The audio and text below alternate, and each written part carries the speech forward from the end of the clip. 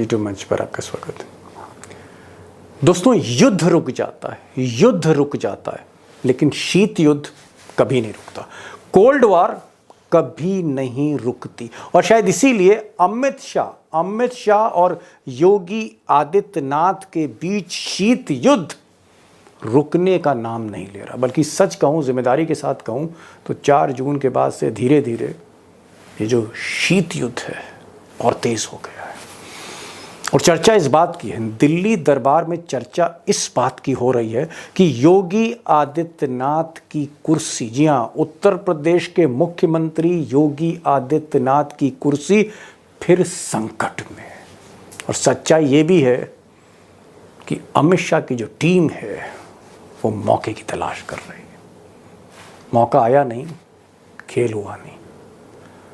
अब दोस्तों, जो अमित शाह हैं, उनकी जो टीम है, उनका जो कैंप है, बड़ा मजबूत कैंप है। उत्तर प्रदेश में तो शाह साहब की टीम बहुत ही मजबूत है।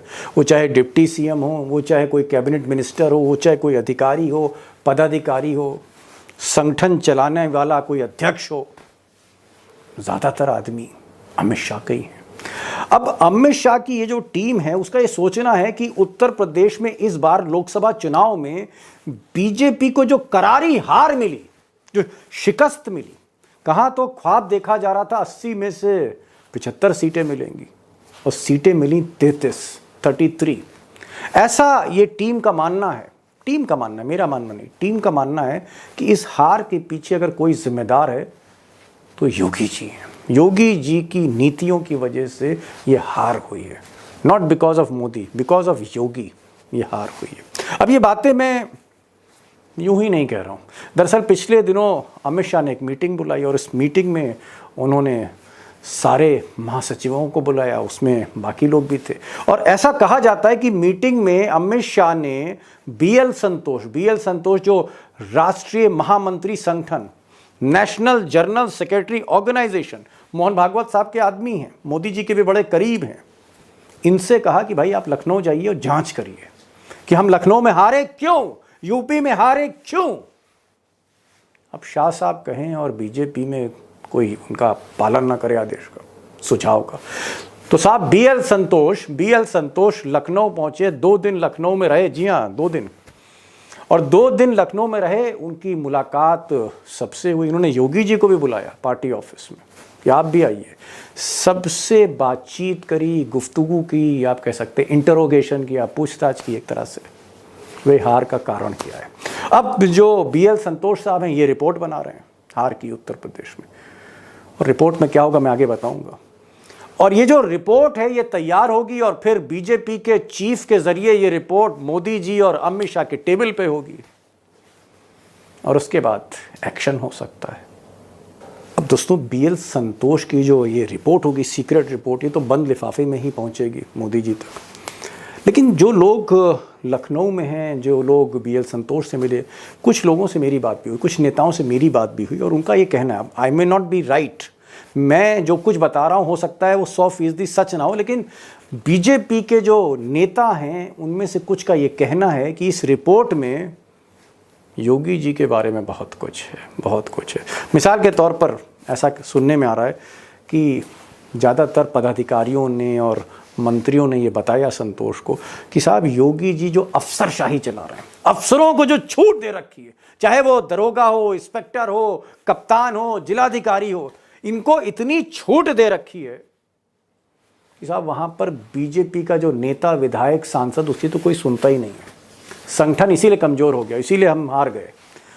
एक कारण ये भी बताया जा रहा है कि साहब हिंदू मुस्लिम इतना ज़्यादा हो गया, ध्रुवीकरण इतना ज़्यादा हो गया कि बीजेपी को महंगा पड़ गया। ज़रूरत से ज़्यादा आप कह सकते हैं चाबी घुमा दी। तो जो ध्रुवीकरण सांप्रदायिक को ज़रूरत से ज़्यादा हो गया। कुछ लोगों ने संतोष साहब को ये बताया कि साहब जो दलित हैं, जो अति पिछड़े हैं, इनकी भी उपेक्षा हुई। और ये कारण था कि दलित और अति पिछड़ा और पिछड़ा, ये साहब कुछ हाथी से उतरा और कुछ वैसे बीजेपी से गया। ये साइकिल पर बैठ गया, जाके अखिलेश की साइकिल पर बैठ गया, दलित और अति पिछड़ा। ये भी एक कारण लोगों ने बताया। ऐसे कई कारण बताए गए। अब ये रिपोर्ट तैयार होगी और भेजी जाएगी। अब आप अंदाज़ा लगा सकते हैं फिर होगा क्या। अब जो अमित शाह की लॉबी है एक और तर्क दे रही, एक और लॉजिक दे रहे हैं। ये कह रहे हैं कि साहब बेड़ा गर्क हो गया हमारा लोकसभा में, 33 सीटों पे हम सिमट गए, very shameful performance of BJP, बड़ा शर्मनाक प्रदर्शन था।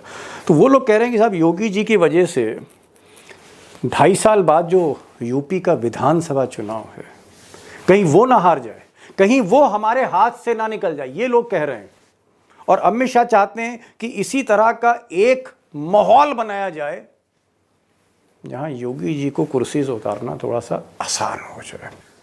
अब योगी का जो कैंप है उसका ये कहना है कि साहब योगी जी जिम्मेदार क्यों हैं, सारे फैसले तो अमित शाह ले रहे थे, अमित शाह ही टिकट बांट रहे थे, अमित शाह ही सब कुछ डिसाइड कर रहे थे कहां रैली होगी कहां नहीं होगी। तो जब सारी बागडोर शाह साहब के हाथ में थी तो फिर योगी जी जिम्मेदार कैसे, ये कहा जा रहा है। बहरहाल एक गोल्डन अपॉर्चुनिटी भी है योगी आदित्यनाथ के लिए, और वो गोल्डन अपॉर्चुनिटी है ये 10 सीटों पर जो चुनाव होने जा रहे हैं, 10 सीटों पर विधानसभा के उपचुनाव होने जा रहे हैं उत्तर प्रदेश में। अब कुछ लोग ऐसा कह रहे हैं कि अगर 10 में से 10 सीटें योगी जी जीत गए तो फिर वो ये साबित कर देंगे कि देखिए जहां उनकी चली वहां पर बीजेपी जीती और जहां नहीं चली वहां लोकसभा जैसी हार मिली।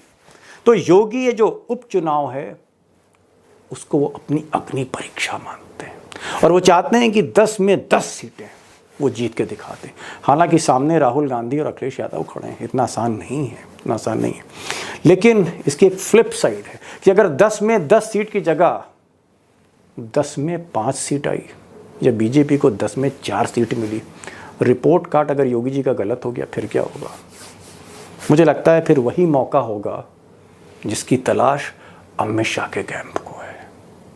दोस्तों आज का जो सवाल है बहुत साफ है, स्ट्रेट है एकदम, और सवाल स्ट्रेट ये है कि क्या ये जो जंग है, ये जो शीत युद्ध है, कोल्ड वॉर है, ये कभी खत्म होगा। अमित शाह वर्सेस योगी आदित्यनाथ, नुकसान पे नुकसान हो रहा है बीजेपी का। मोदी जी को जीत के लाले पड़ गए थे बनारस में, स्मृति ईरानी हार गई, 33 सीटें मिली, 75 का ख्वाब बीजेपी देख रही थी, सपने टूट रहे हैं, बिखर रहे हैं। क्या ये जंग रुकेगी, क्या खेमेबाजी बंद होगी। मंत्रिमंडल 2 हिस्सों में बटा है, विधायक 2 हिस्सों में बटे हैं, अफसरशाही 2 हिस्सों में बटा है। कोई कहता है भाई अमित शाह की लॉबी, कोई कहता है योगी की लॉबी है। क्या ये सिलसिला थमेगा, बिग क्वेश्चन। और दूसरा, नहीं थमता है, जंग जारी रहती है, तो फिर योगी जी कितने दिन तक कुर्सी पर है, कितने दिन तक कुर्सी पर, और वाकई ये संकट गहराता जा रहा है या योगी जी के पास कुछ इस तरह की योजना है कि वो इस संकट को खत्म कर सके। बड़ा सवाल है।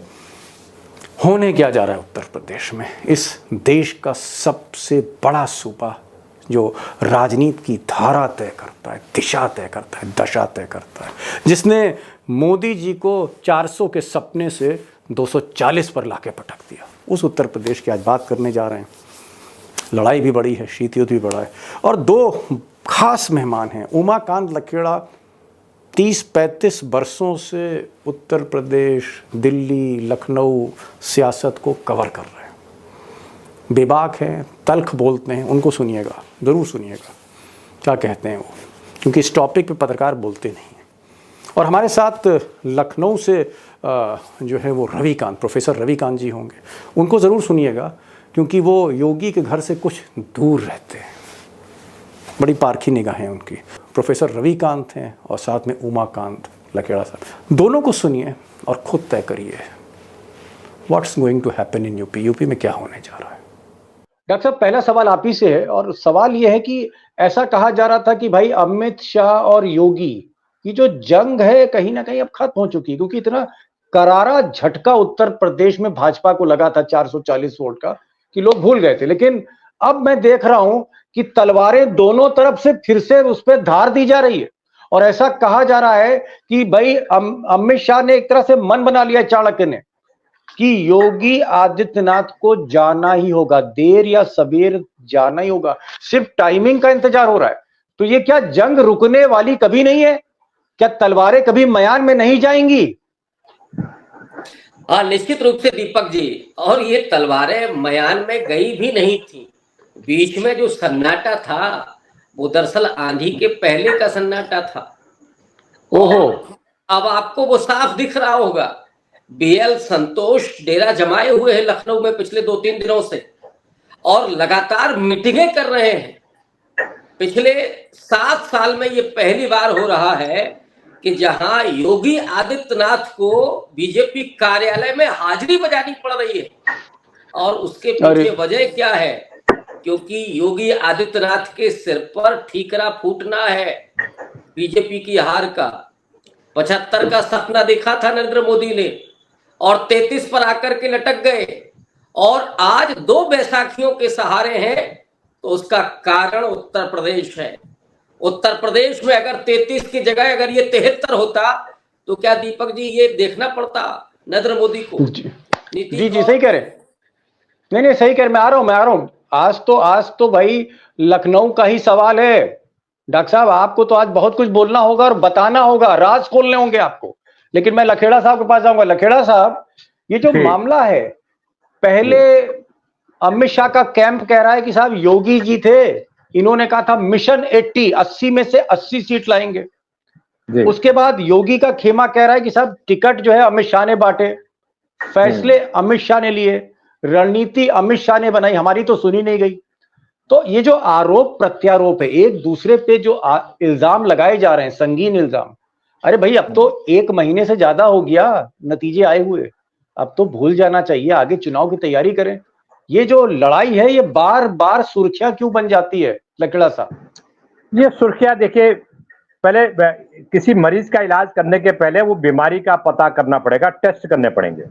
और उत्तर प्रदेश में जो लड़ाई है और जो खामियाजा भुगतना पड़ा है, उसके लिए नरेंद्र मोदी के उत्तराधिकार की लड़ाई है। हु इज आफ्टर मोदी, और हु इज आफ्टर मोदी में अमित शाह कभी नहीं चाहते कि वो योगी आदित्यनाथ उनके विकल्प के रूप में बने, और जो झंडा, जो टॉर्च मोदी की है वो योगी आदित्यनाथ पकड़े।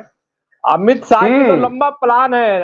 अमित शाह का प्लान ये है, अभी तो उनकी छोटी उम्र है, तो अमित शाह का प्लान ये है कि कम से कम मोदी के बाद वो 10-15 साल वो गद्दी संभाले, और योगी चूंकि टक्कर दे रहे हैं, चैलेंज करते हैं, और चैलेंज करने वाला कोई नेता गुजरात लॉबी को मंजूर नहीं हो सकता है। इसीलिए पिछले 3 साल से चाहे मिस्टर शर्मा जो उनको मंत्री बनाया, उनको एमएलसी बनाया, और उनको पूरी कमान वो क्यों दी जा रही थी कमान?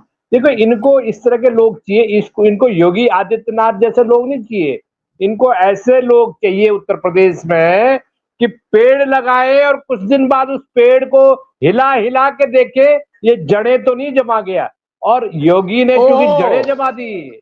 मतलब आप ये कह रहे हैं कि एक मिनट आपने बड़ी बात कह दी, उनका ऐसा पेड़ चाहिए, हल्का पेड़ हो, जड़ें ना जमा पाए, यानी भजन लाल शर्मा और मोहन यादव टाइप, इस तरह के लोग चाहिए। नहीं, ये अपना जो हटाए गए शिवराज सिंह चौहान, क्या उनकी क्या कसूर था उनका?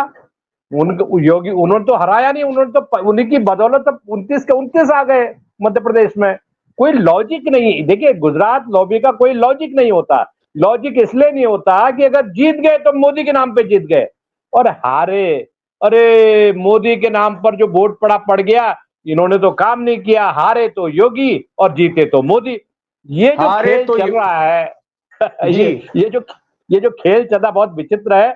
और अब ये खेल शुरू हुआ है। मैं आपको बता दूं कि ये कल ही खुलने वाली है, और आने वाले 2027 का जो विधानसभा चुनाव होगा उसके बाद, उसके पहले देखिए क्या क्या खेल यूपी में होने वाले हैं। और ये सरकार जो दिल्ली में तलवार की धार पर है, ये कितने दिन चलती है, ये सारी चीजें उत्तर प्रदेश की गुत्थी पर निर्भर करते हैं। समझ गए। आप कह रहे हैं कि अभी लखेड़ा साहब बता रहे कि अभी तो खेल शुरू है, द गेम बिगिंस। ये तो पहला ओवर है 4 जून के बाद, आगे देखिए क्या होता है इस 2020 फॉर्मेट में। एक चीज मैं प्रोफेसर साहब आपसे जरूर पूछूंगा, और मैं अभी तक नहीं समझ पाया, और हो सकता है मेरे दोस्त भी ना समझ पाए हों। भाई योगी के पीछे अमित शाह पड़ क्यों गए? भाई योगी जी कोई बेईमान आदमी नहीं है, ट्रांसफर पोस्टिंग का पैसा नहीं लेते हैं, ठीक है, भगवे उसमें रहते हैं। अमित शाह को योगी से प्रॉब्लम क्या साहब? देखिए दीपक जी, वो प्रॉब्लम वही है जो जिसकी तरफ इशारा किया लखेड़ा साहब ने, कि मोदी जी के बाद कौन। और गुजराती लॉबी को अगर किसी से डर है तो केवल योगी आदित्यनाथ से, क्योंकि योगी आदित्यनाथ भगवा चोले में भी रहते हैं, उतने ही हार्डकोर हिंदुत्ववादी हैं। लेकिन योगी आदित्यनाथ ने उत्तर प्रदेश में जो अपनी जड़ें जमाई हैं, और आरएसएस का भी वरद हस्त उनके ऊपर माना जाता है, तो गुजराती लॉबी को यह लगता है कि कहीं ऐसा ना हो कि योगी आदित्यनाथ दिल्ली की तरफ कूच कर जाए। अरे बाप रे बाप। इसलिए लखनऊ से ही पैर उखाड़ दीजिए और उनको वापस भेज दीजिए गोरखपुर। ये असली समझ गया। मतलब जितना डर राहुल गांधी से है गुजरात लॉबी को या अखिलेश यादव से, उतना ही डर योगी आदित्यनाथ से कि ये आदमी कहीं दिल्ली ना कूच कर दे और फिर संकट में कुर्सी मोदी जी की पड़ जाए। एक यहाँ पर सवाल, लखेड़ा साहब, आप तो राजनीति को 35 वर्षों से ज्यादा से कवर कर रहे हैं और उत्तर प्रदेश और दिल्ली, यहाँ की जो राजनीति है केंद्र और राज्य की, उसको बहुत अच्छी तरह से समझते हैं। ये जो संतोष है, बीएल संतोष, हालांकि आरएसएस के आदमी हैं, उनका प्रतिनिधित्व करते हैं भाजपा में। ऐसा लोग कहते हैं कि बीएल संतोष अमित शाह के दूत बन के लखनऊ भेजे गए थे। एक मीटिंग में बीजेपी की एक मीटिंग में अमित शाह ने बीएल संतोष से कहा कि आप लखनऊ जाइए। तो अब बीएल संतोष जो अमित शाह के कहने पर आए हैं, हार का कारण जो है वो जानने आए हैं। बीएल संतोष की जो रिपोर्ट होगी वो तो योगी आदित्यनाथ के ही मुखालिफ जाएगी। साहब योगी ने इसलिए हरा दिया, बुलडोजर की वजह से हरा दिया, या मंत्रिमंडल में जो है कहीं ना कहीं एकता नहीं थी, संगठन को जो है योगी आदित्यनाथ ने किनारे कर दिया था। रिपोर्ट तो इसी तरह की जाएगी। अब ये जो हार की रिपोर्ट अगर योगी आदित्यनाथ के सर पर ठीकरा फूटेगा तो फिर तो एक मौका मिल गया मोदी जी को और शाह साहब को इनको हटाने का। तो आपको लगता है कि ये खेल हो रहा है, बीएल संतोष को जो भेजा गया ये खेल है? ये खेल नहीं, ये महाखेल है। इसलिए कि जो जज है, जो अभियुक्त है, जो अपराधी है या जो अक्यूज है, वो अक्यूज यहाँ जज की भूमिका में समीक्षा कर रहा है। अक्यूज जो है जज की भूमिका में कर रहा है। और मतलब आप कह रहे हैं कि जो हार की जिम्मेदार हैं वही जो है जज बन के आए हैं? यस। और बीएल संतोष की जो भूमिका है वो पोस्टमार्टम के डॉक्टर से ज्यादा नहीं है। और पोस्टमार्टम का जो डॉक्टर रिपोर्ट देता है सरकारी प्रेशर में, आपको पता है ना, आप तो धुरंधर home ministry of crime reporter हैं, तो जो पोस्टमार्टम का जो डॉक्टर होता है, जब उस पर पॉलिटिकल प्रेशर पड़ता है तो जो पोस्टमार्टम के जो असली कारण है मृत्यु के, उनको छिपाता है। और जो जिससे सरकार को मदद मिलती है या शासन को मदद मिलती है, मुझे लग रहा है वो खेल इस तरह से हो रहा है कि घुमा फिरा के सारा ठेकरा के साहब ये इनके उदंड है या मुख्यमंत्री। अब ये बताइए जो नई कहानी चल रही है कि नहीं, मुख्यमंत्री के वो मिलते नहीं है, कार्यकर्ताओं से नहीं मिलते, जिलों में कार्यकर्ताओं के काम नहीं हो रहे हैं। मैं तो कह रहा हूं कि उत्तर प्रदेश में पुलिस और थानों में इतना भ्रष्टाचार है। मेरे पास तो प्रूफ है। अगर किसी को उत्तर प्रदेश में कोई सुन रहा है तो मेरे से संपर्क कर, मैं उसको प्रूफ बताऊंगा कि थानों में किस तरह से भ्रष्टाचार चल रहा है, किस तरह से फर्जी एफआईआर हो रही है। ये आपने सिस्टम बना दिया, उसमें आपने सिस्टम ऐसा बना दिया है। ट्रांसफर पोस्टिंग का जो उद्योग निश्चित रूप से जो पहले चलता था, और ठेके छूटते थे, मुख्यमंत्री कार्यालय से फोन करके ठेके छुड़ाए जाते थे, डिस्ट्रिक्ट मजिस्ट्रेट को धमकाया जाता था। कम से कम वो अराजकता आज की तारीख में नहीं है।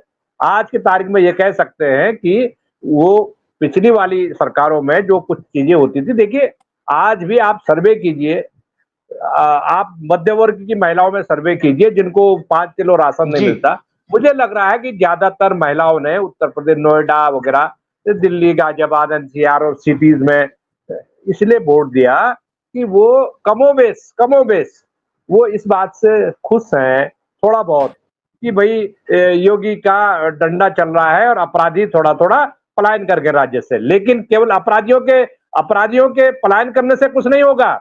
आप जो बाकी गवर्नेंस है, आप रोजगार के दरवाजे खोलिए, फैक्ट्री खोलिए, आप जो ग्रास रूट पर डेवलपमेंट के जो काम है, जो दलाली के धंधे ग्रास रूट लेवल पर हो रहे हैं, जब तक आप उनको बंद नहीं करेंगे और गरीब लोगों को राहत देने का काम नहीं करेंगे, कोई कल्याणकारी राज्य के स्थापना आप कर नहीं सकते। तो सारी चीजें एक दूसरे से कनेक्टेड है, ऐसा मैं मानता हूं जी।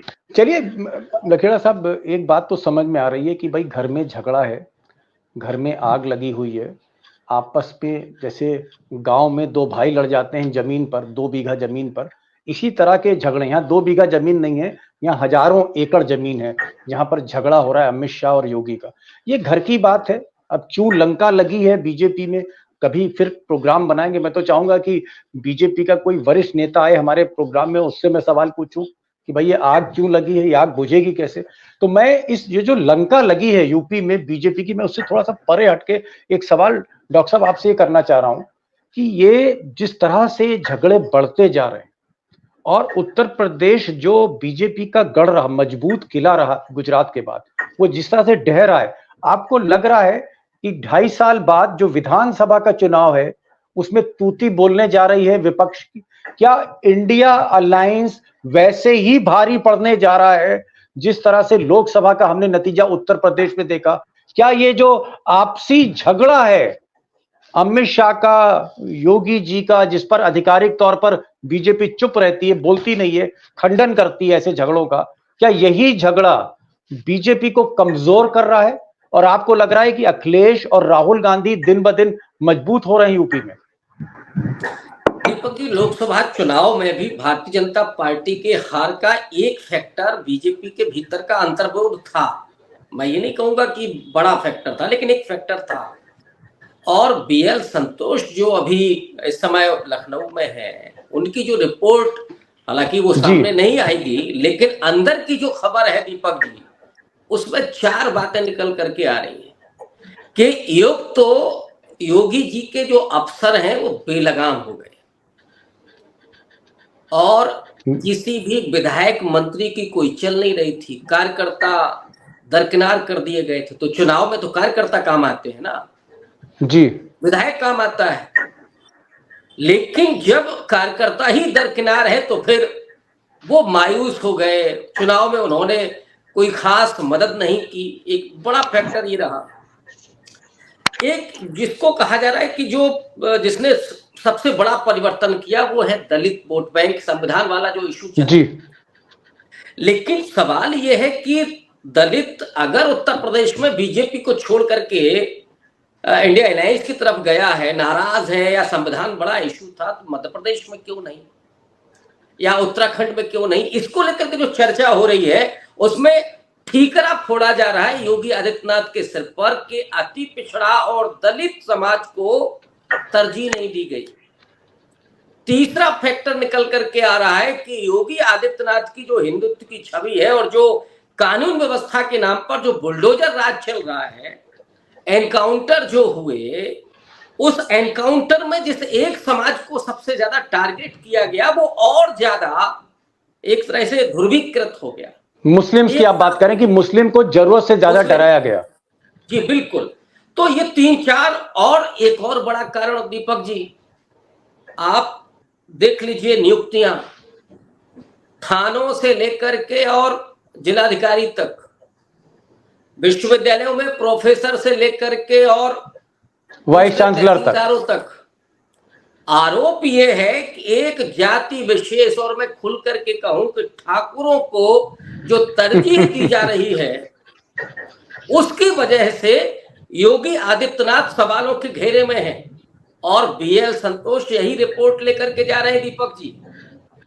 समझ गया आपसी लड़ाई। लेकिन एक सवाल रह गया, एक लाइन का जवाब चाहूंगा कि चाहे वो ठाकुरों में फंसे हैं, नहीं फंसे हैं, जातिवादी हैं, नहीं है, मैं इस पर नहीं जाना चाह रहा, या फिर ट्रांसफर पोस्टिंग और एक जाति के लोग, और एक आपने बात कही कि भाई अफसर बेलगाम है। चलिए वो तो बीएल संतोष रिपोर्ट देंगे। मैं एक चीज पूछ रहा हूं, मेरा सवाल का जवाब रह गया डॉक्टर साहब, क्या ये जो आपसी लड़ाई है बीजेपी के अंदर, इसका लाभ राहुल गांधी और अखिलेश यादव को मिलने जा रहा है? क्योंकि मैन ऑफ द मैच तो अखिलेश यादव हैं उत्तर प्रदेश में, ये तो मानना होगा, क्योंकि अजूबा तो अखिलेश यादव ने किया है। तो क्या ये एडवांटेज अखिलेश यादव है, राहुल गांधी है? निश्चित रूप से, और ये फायदा अखिलेश यादव और राहुल गांधी को मिलेगा। क्यों नहीं फायदा उठाएंगे वो? इस अंदरूनी कलह का ये जरूर फायदा उठाएंगे। जिस तरह से बीजेपी प्रचारित करती रही है कि सपा यादववादी पार्टी, उसने तमगा हटा दिया, 5 ही टिकट दिए थे लोकसभा में और अपने परिवार के अलावा किसी को टिकट नहीं दिया, मुसलमानों को कम टिकट दिए। तो एमवाई समीकरण तो खत्म कर दिया अखिलेश यादव ने और पिछड़ी जाति के तमाम लोगों को टिकट दिया।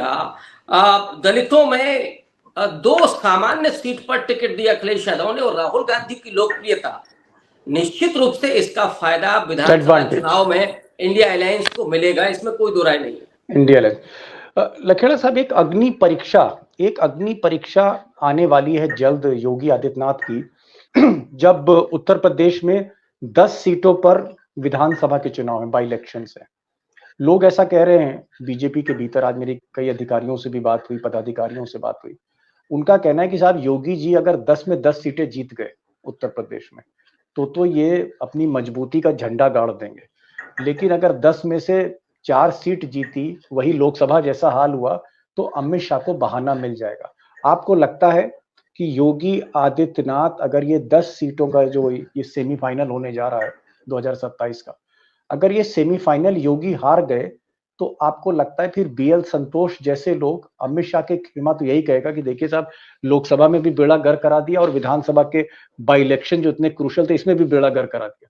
क्या अगर ये चुनाव योगी हार जाते हैं बुरी तरह से तो उल्टी गिनती शुरू हो जाएगी, तो फिर उनको हटाया जा सकता है, बहाना मिल जाएगा?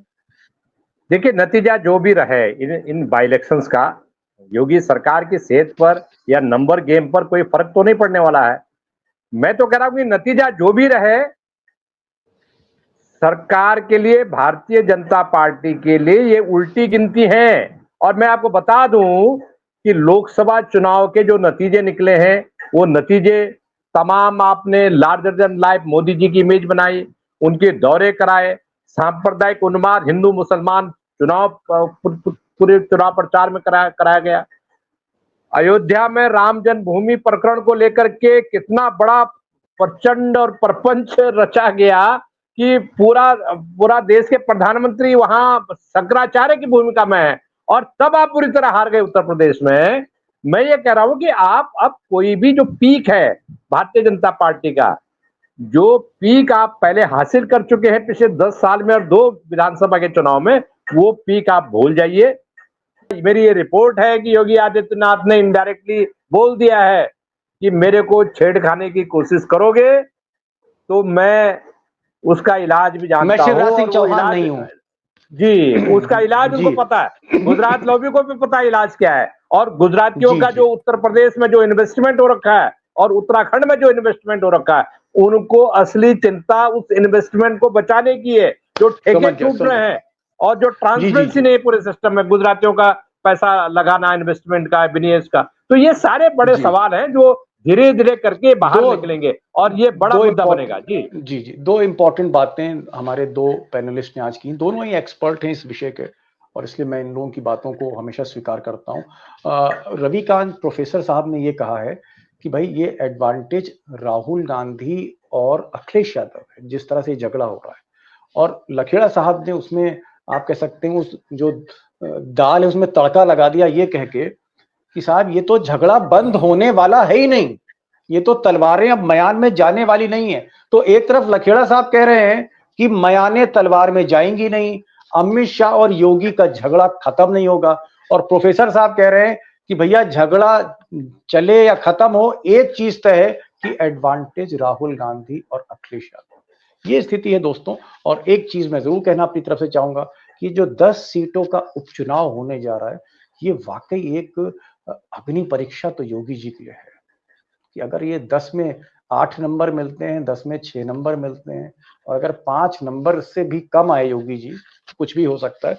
जो कह सकते हैं, जो शुरू में रविकांत जी कह रहे थे कि चाणक्य को, अमित शाह को सिर्फ टाइमिंग का इंतजार है, किस टाइम पर वो तीर चले दिल्ली से और कुर्सी से हटाए। बहरहाल उत्तर प्रदेश की राजनीति इंटरेस्टिंग होने जा रही है और आज जिस तरह से हमारे दोनों पैनलिस्ट ने जो तथ्यों को रखा है, बहुत बेबाकी के साथ रखा है, भीतर की बात सामने लाए हैं, मैं उसके लिए आप दोनों का शुक्रिया अदा करूंगा कि एक आपने वैल्यू एडिशन किया, आपकी जो बातें इसी तरह से सच बोलते रहिए, हिम्मत के साथ बोलते रहिए कैमरे पर। हम तो यही चाहेंगे, दोस्त भी यही चाहते हैं हमारे। बहुत बहुत शुक्रिया लखेड़ा साहब, समय निकाला आपने। प्रोफेसर साहब आप भी, आपने समय निकाला, इसके लिए आपका भी बहुत बहुत शुक्रिया। Thank you so much for joining this programme. Thank you.